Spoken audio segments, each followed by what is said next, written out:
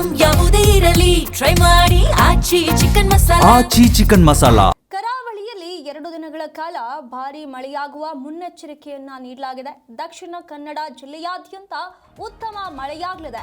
ಇಂದು ಶಾಲಾ ಕಾಲೇಜುಗಳಿಗೆ ರಜೆ ಕೂಡ ಘೋಷಣೆಯಾಗಿರುವಂಥದ್ದು. ನಿನ್ನೆಯಿಂದ ಜಿಲ್ಲೆಯಲ್ಲಿ ಬಿರುಸಿನ ಮಳೆ ಸುರಿತಾ ಇರುವಂಥದ್ದು.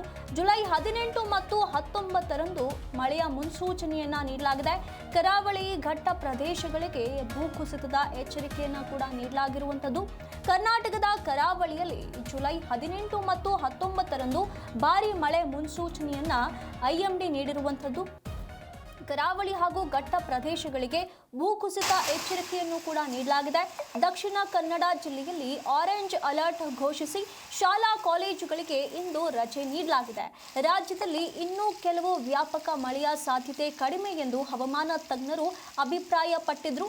ಇದೀಗ ಕರಾವಳಿ ಭಾಗದಲ್ಲಿ ಮಳೆ ಚುರುಕುಗೊಂಡಂತಹ ಈ ಒಂದು ಕ್ಷಣದಲ್ಲಿ ಈ ರೀತಿಯಾಗಿ ಮುನ್ನೆಚ್ಚರಿಕೆಯನ್ನ ನೀಡಿರುವಂಥದ್ದು. ಆದರೆ ರಾಜ್ಯದ ಬಹುತೇಕ ಒಳನಾಡು ಜಿಲ್ಲೆಗಳಲ್ಲಿ ಇನ್ನೂ ಸಾಧಾರಣ ಮಳೆಯೇ ಮುಂದುವರಿಯುವಂತಹ ಸಾಧ್ಯತೆ ಇದೆ. ಈ ಬಗ್ಗೆ ಹೆಚ್ಚಿನ ಮಾಹಿತಿಯನ್ನು ನಮ್ಮ ಪ್ರತಿನಿಧಿ ಸಂಶೀರ್ ಬುಡಳ್ಳಿ ನೀಡುತ್ತಾ ಹೋಗ್ತಾರೆ. ಸಂಶೀರ್, ಈಗ ಕರಾವಳಿ ಭಾಗದಲ್ಲಿ ಮಳೆಯಾಗುವ ಸಾಧ್ಯತೆ ಇದೆ ಅನ್ನುವಂಥ ಮುನ್ನೆಚ್ಚರಿಕೆಗಳನ್ನು ನೀಡಲಾಗಿರುವಂಥದ್ದು. ಸದ್ಯ ಹೇಗಿದೆ ಮಳೆ? ಯಾವ ರೀತಿಯಾಗಿ ಬರ್ತಿದೆ? ಜೋರಾಗಿ ಬರ್ತಿದೆಯಾ ಅಥವಾ ಸಾಧಾರಣವಾಗಿದೆಯಾ? ಬೆಳಿಗ್ಗೆ ದಕ್ಷಿಣ ಕನ್ನಡ ಜಿಲ್ಲೆಯ ಹಲವೆಡೆ ಮಳೆಯ ಅಬ್ಬರ ಬಹಳಷ್ಟು ಜೋರಾಗಿತ್ತು. ಅಂದ್ರೆ ಸುಮಾರು ಕೆಲ ಗಂಟೆಗಳ ಕಾಲ ಮಳೆಯ ಅಬ್ಬರ ಜೋರಾಗಿತ್ತು.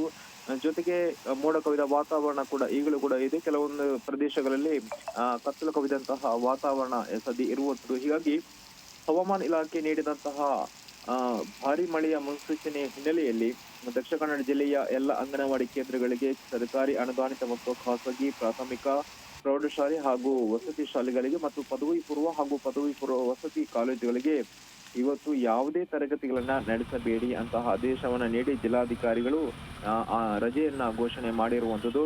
ಯಾಕಂದ್ರೆ ಒಂದು ವೇಳೆ ಈ ರಜಾ ಆದೇಶವನ್ನ ಉಲ್ಲಂಘನೆ ಮಾಡಿದಲ್ಲಿ ವಿಪತ್ತು ನಿರ್ವಹಣಾ ಕಾಯ್ದೆ 2005ರ ಕಲಂ 51(b) ಇದರ ಅನ್ವಯ ನಿಯಮಾನುಸಾರ ಕಾನೂನು ಕ್ರಮ ತೆಗೆದುಕೊಳ್ಳಲಾಗುತ್ತೆ ಅಂತ ಜಿಲ್ಲಾಧಿಕಾರಿ ಹೇಳಿರುವಂಥದ್ದು. ಜೊತೆಗೆ ಭಾರಿ ಮಳೆ ಇರುವಂತಹ ಹಿನ್ನೆಲೆಯಲ್ಲಿ ನೀರು ಇರುವಂತಹ ತಗ್ಗು ಪ್ರದೇಶ ಇರಬಹುದು, ಕೆರೆ ಇರಬಹುದು, ನದಿ ತೀರ, ಸಮುದ್ರ ತೀರಕ್ಕೆ ಮಕ್ಕಳು ಹೋಗದಂತೆ ಜಿಲ್ಲಾಡಳಿತ ಸೂಚನೆ ನೀಡಿರುವಂಥದ್ದು.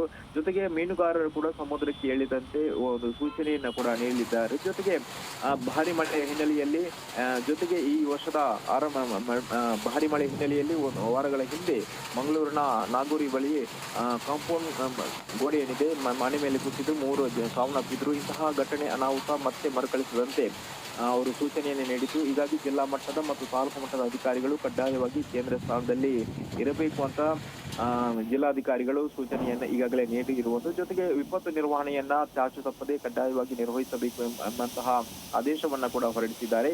ಜೊತೆಗೆ ಸಾರ್ವಜನಿಕರು ಕೂಡ ಹೆಲ್ಪ್ ಲೈನ್ ನಂಬರ್ ಅನ್ನು ಸಂಪರ್ಕಿಸಿ ಭಾರಿ ಮಳೆಯ ಸಂದರ್ಭದಲ್ಲಿ ಏನಾದರೂ ಅನಾಹುತ ಅವಘಡ ಆದರೆ ಕೂಡಲೇ ಜಿಲ್ಲಾಡಳಿತಕ್ಕೆ ಮಾಹಿತಿ ನೀಡಬೇಕು. ಜೊತೆಗೆ ಸಾರ್ವಜನಿಕ ದೂರುಗಳಿಗೆ ಅಧಿಕಾರಿಗಳು ತಕ್ಷಣ ಸ್ಪಂದನೆ ಮಾಡಬೇಕು ಹಾಗೂ ಜಿಲ್ಲಾಧಿಕಾರಿ ಕಚೇರಿಯ ನಿಯಂತ್ರಣ ಕೊಠಡಿಯೊಂದಿಗೆ ನಿರಂತರ ಸಂಪರ್ಕದಲ್ಲಿ ಇರಬೇಕು ಅಂತ ಜಿಲ್ಲಾಧಿಕಾರಿಗಳು ಆದೇಶದಲ್ಲಿ ತಿಳಿಸಿರುವಂಥದ್ದು. ಜೊತೆಗೆ ಇವತ್ತು ವೀಕೆಂಡ್ ಆಗಿರುವುದರಿಂದ ಪ್ರವಾಸಿಗರು ಇರಬಹುದು ಅಥವಾ ಸಾರ್ವಜನಿಕರು ಇರಬಹುದು, ಮಂಗಳೂರಿನ ಅಥವಾ ದಕ್ಷಿಣ ಕನ್ನಡ ಜಿಲ್ಲೆಯಲ್ಲಿ ಇರುವಂತಹ ನದಿ ತೀರಕ್ಕೆ, ಸಮುದ್ರ ತೀರಕ್ಕೆ ಹೋಗದಂತೆ ಈಗಾಗಲೇ ಸೂಚನೆಯನ್ನ ನೀಡಿದ್ದಾರೆ. ಹೀಗಾಗಿ ಹೊರಗಡೆಯಿಂದ ಮಂಗಳೂರಿಗೆ ಬರುವವರು ಕೂಡ ಈ ಆದೇಶವನ್ನ ತಪ್ಪದೆ ಗಮನಿಸಬೇಕಾಗುತ್ತೆ.